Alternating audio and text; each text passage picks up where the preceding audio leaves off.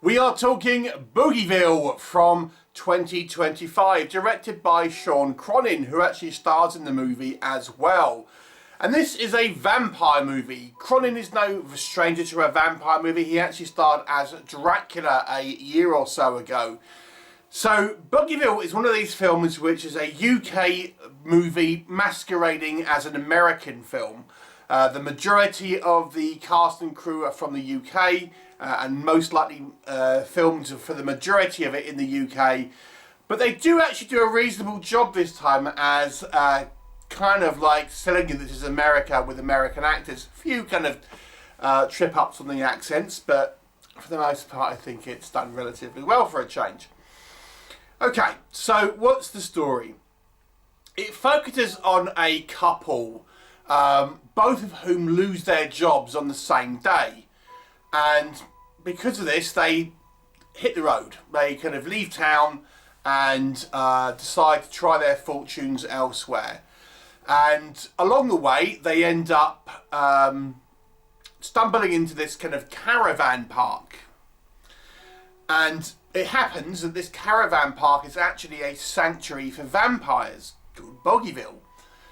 And there is a kind of human caretaker who kind of effectively says that they're trapped there because they've got onto the vampires' land. The vampires will have their scent and will track them down as to try and keep their secret. So these two are effectively talked into becoming the next generation of caretakers for this vampire community. All the meantime, the police are investigating a rash of killings by the vampires and are kind of closing in on our kind of missing couple who are, you know, are getting the blame because a lot of the people that they were involved with have ended up getting kind of killed by these vampires. So what will happen? You'll have to watch the movie and find out. So this is actually quite a low budget movie, but I will say I think it's kind of feels like it could take place in the same world as 30 Days of Night. The vampires are portrayed quite similar to that movie. They're quite sort of feral and ferocious and bloodthirsty. It's even a kind of a similar look with the kind of the the prosthetics and things like that. So, but they are able to communicate. They are able to have a kind of society with hierarchy and things like this. So although it's nothing to do with that film, 30 Days of Night, it does feel like it's almost like could take place in that universe. So if you liked the more ferocious sort of style vampires of 30 Days of Night, I would maybe suggest checking this one out. Just be prepared, this is a lower budget film compared to that. What else can I say that worked in this movie? But let's just go into a little bit more sort of detail about some of the stuff I've mentioned there. I think the look of the vampires and the prosthetics that they've used, the practical VFX, is very strong. They have these not just kind of two canine fangs, they have a mouthful of like protruding teeth that are always kind of slobbering and sort of monstrous looking, and I think it looks good. It's done to a good effect. It looks, like these are actually attached to these creatures' bodies and things like that, so they genuinely have a pretty good look in regards to our vampires. And there's just some like little touches, for example, when our vampires, sort of enter a human space, shall we say. We get like a gust of wind and the humans are like, what's this kind of wind? Obviously meant to signify the kind of the vampires, I guess, sort of landing from taking flight, although we never actually see that. But it's just kind of a neat little subtle effect here that I think was, was kind of quite good. That was kind of quite fun. So I think the aesthetics of this, the vampire side of stuff, all looks pretty good. As I've mentioned, this is a UK film. This film mostly is filmed in the UK. I can't tell how much exactly, because I will say they do have a relatively good approximation of the US. They've used, you know, a lot of props. You know, you'll notice a guy eating a Hershey's bar of chocolate. They're using American trucks and things like that. American police cars, like sheriffs. So it all looks fair. I mean, again, this is what I suspect a lot of the budget was actually spent on, was this approximation of this American look. Some of it may have been shot in the States, I don't know, but you know, I noticed a lot of these kind of like character actors from the UK who I've seen in a variety of low budget British movies, and you know, they are all UK based. And from looking at this movie, yes, it was filmed for, at least for the majority, in the UK. But yeah, I actually do think they do a fair job here, you know, of approximating the States here. You know, so that's fairly sort of a fairly good job on that. I think the kind of the story with this kind of couple, we follow these two lovers. You know, they're quite an interesting sort of down to earth type couple who, you know, they're not out partying or anything. They seem quite sort of the earth people who you can kind of relate to, and you kind of relate to their kind of relationship and their predicament, where they're not quite believing that what it is that this original caretaker is sort of telling them, and even when they're seeing it, they can't quite wrap their heads around it, and want to get away, but then worry that if they do that, all they're going to be doing is have these vampires track them down and trying to kind of hatch plans and stuff. But they don't have a lot of money and things like that, so it's not as if they can easily kind of escape. So again, I thought that their plight seemed, you know, an interesting one. And then we have this kind of police investigation as well, which is kind of like a B storyline that will kind of like dovetail towards kind of the end here.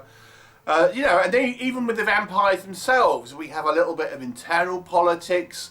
Our leader vampire, played by Sean Cronin, our director, he has a kind of like challenger for the kind of the leadership with this other guys, even within this kind of vampire community, which isn't a huge community. There's kind of like maybe 20 of them or so, but there's a kind of like there's internal kind of politics and kind of jostling for power in there. Just, you know, pretty much like any community where, you know, Sean Cronin wants to keep these humans alive because he sees the benefit of having a human caretaker during the daytime, even though these humans don't really want to be there, whilst another vampire just feels they should just be, you know, gone, basically, one way or the other. So I kind of quite like some of the little touches in this movie, just the kind of little elements here of the society and things like that, little touches. I think this makes this movie feel like it's not one that's been rushed. I think one of the problems a lot of the time with lower budget movies is the short run time that they've had and the quick turnaround, because they want to get out, you know, they want to crank out a lot of these low budget movies quickly and cheaply. And although I can't tell you that how long the shoot was for this movie, it just feels like it's taken a little bit more care and attention whilst making this movie. So, you know, that's how it at least comes across, even though if that not necessarily was the case. Let's talk about maybe what doesn't work. Now, Sean Cronin is obviously the man behind this one. And one area where I think he needed to have a little bit more discipline was the editing room. Because although this movie is not hugely long, it runs about an hour and 50 minutes, so just a shade under 2 hours. I think there's not enough story to justify that runtime, and also the movie's pacing suffers because of this. The plot, you know, it's not exactly a super dynamic plot. It's a relatively slow moving plot.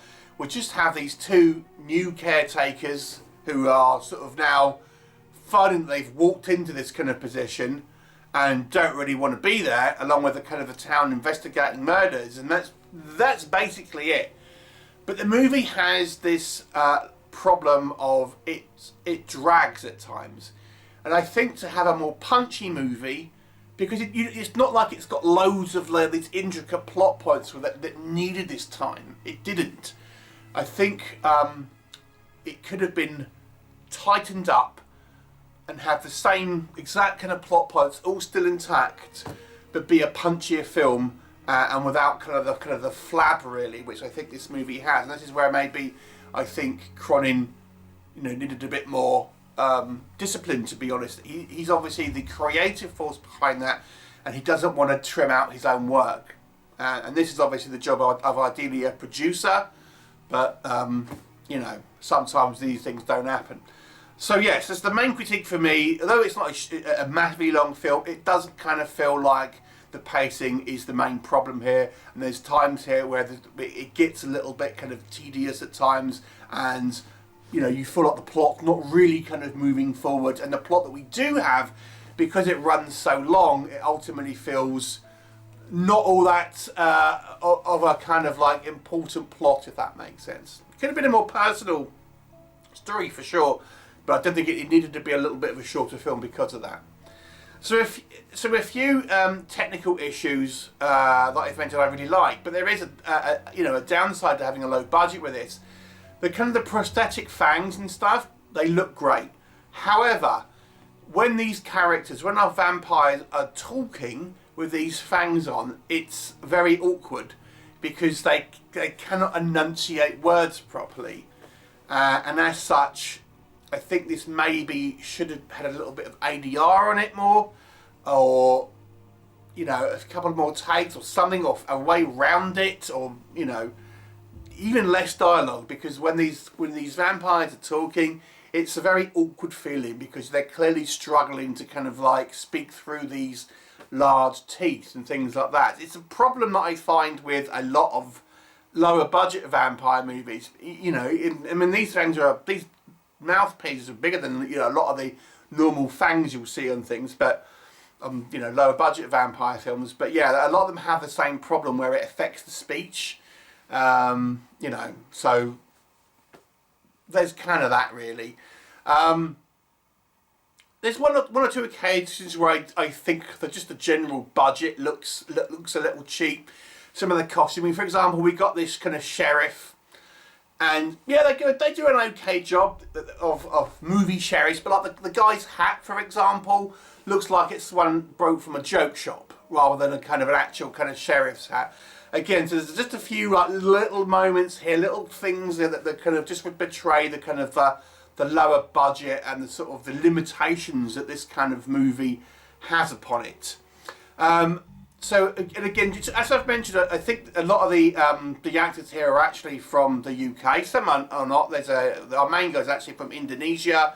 There's an actor from South Africa, but the majority are English or British.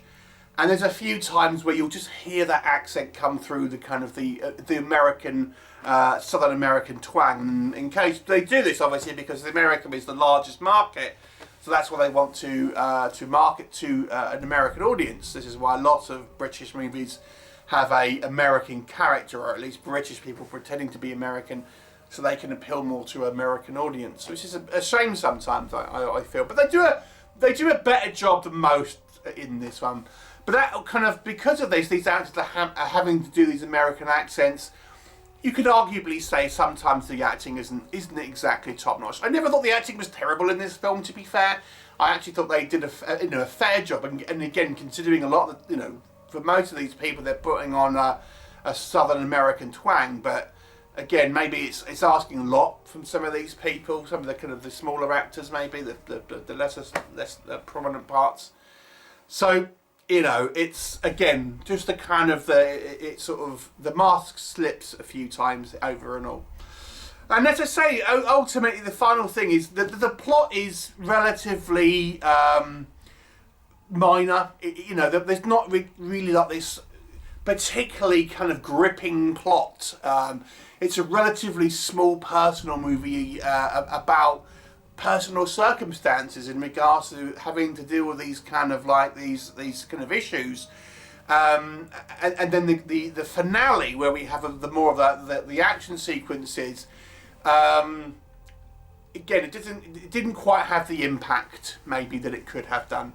Overall, though, again, we gotta consider this as a lower budget movie. I for the most part, I would say it's an enjoyable film, and I actually think, like I said, if you're a fan of the 30 Days of Night movies, there's two of them, you'd probably enjoy this if you don't mind a lower budget film. So I'm going to give this an above average mark, to be honest with you. It's no classic, it's no vampire classic for sure, but it's certainly an above average vampire movie. I'm going to give it a 6 out of 10. Have you seen it? What did you think? Please leave me a comment and I'll look forward to seeing you next time.